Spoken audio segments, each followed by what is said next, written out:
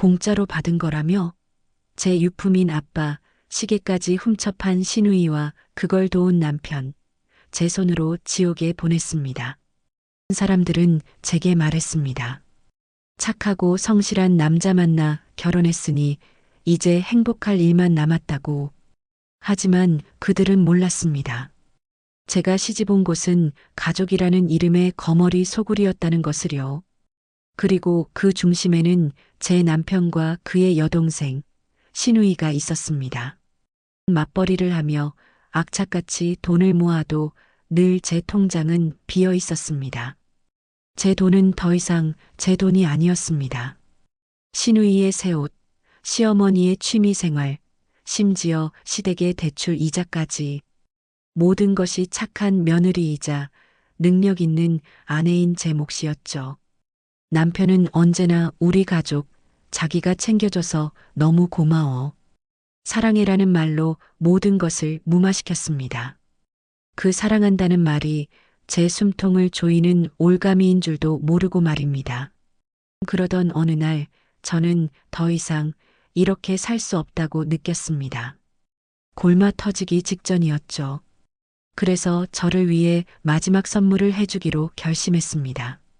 결혼 전부터 꿈꿔왔던 명품 가방, 그리고 돌아가신 아버지가 남겨주신 유품 시계를 수리하는 것이었습니다.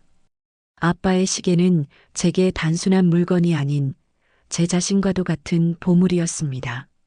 역시나 저는 이 사실을 남편에게 숨겼습니다.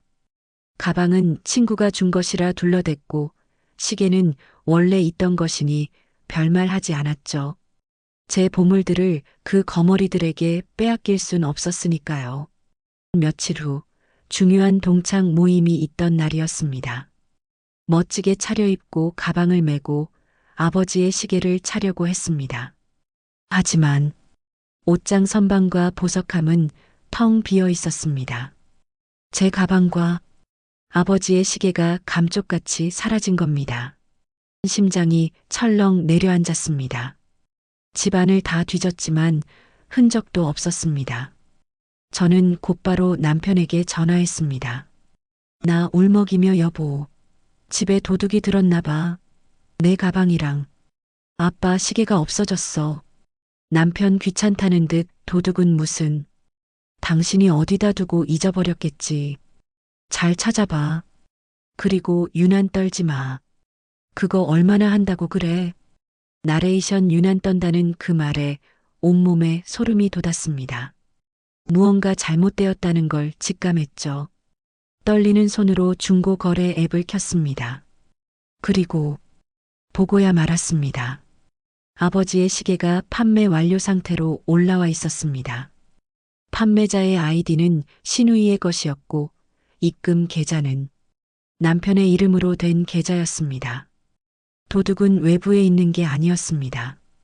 바로 제 옆에서 사랑한다고 속삭이던 남편과 가족이라는 이름으로 절 착취하던 시누이. 두 사람이 공범이었던 겁니다. 눈물이 나오지 않았습니다. 대신 심장이 얼음장처럼 차가워졌습니다.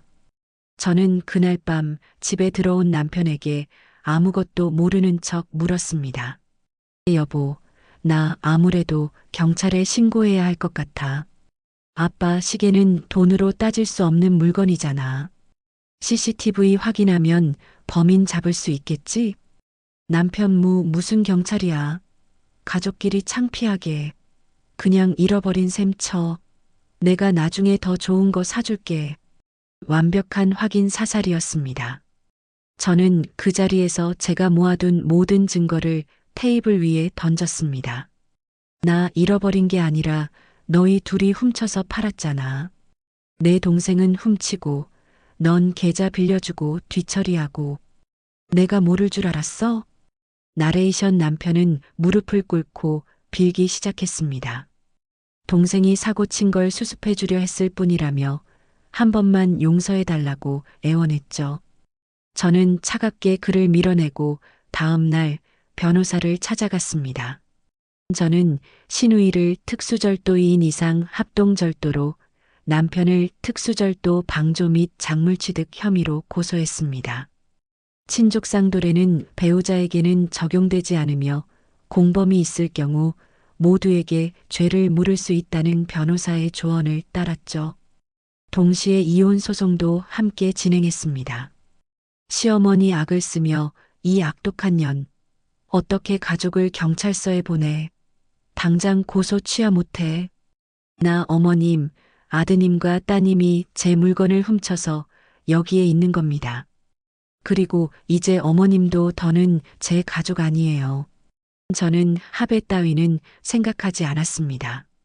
하지만 그들은 전과자가 될 수 없다며 변호사를 통해 합의를 애걸해 왔죠. 저는 제 변호사를 통해 제 인생에서 그들을 지워버릴 계약서를 보냈습니다.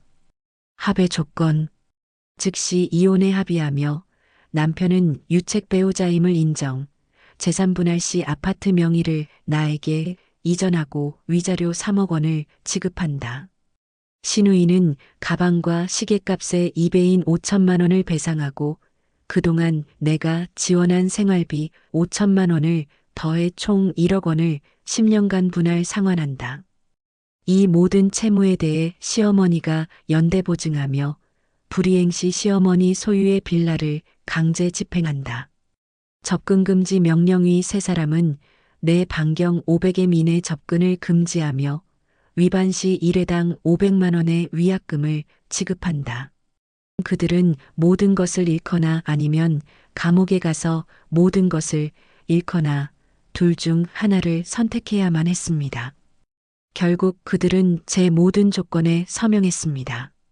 1년 후 저는 전 남편에게 받은 위자료와 아파트를 기반으로 완벽하게 새로운 삶을 살고 있습니다. 제 통장에는 매달 시누이가 보내오는 돈이 찍히고 들리는 소문에 의하면 그 가족은 아파트를 처분하고 빚을 갚기 위해 좁은 빌라로 이사 갔다고 합니다. 들리는 소문에 의하면 그 가족은 아파트를 처분하고 빚을 갚기 위해 좁은 빌라로 이사 갔다고 합니다. 시누이는 밤낮으로 아르바이트를 하고 전 남편은 대리운전을 뛴다고 들었습니다. 저는 잃어버린 가방과 시계보다 훨씬 더 소중한 것을 되찾았습니다.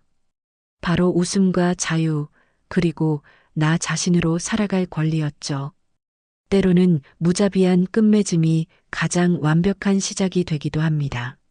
제 이야기가 당신에게 작은 용기라도 주었다면 구독과 좋아요, 그리고 따뜻한 응원의 댓글 부탁드립니다.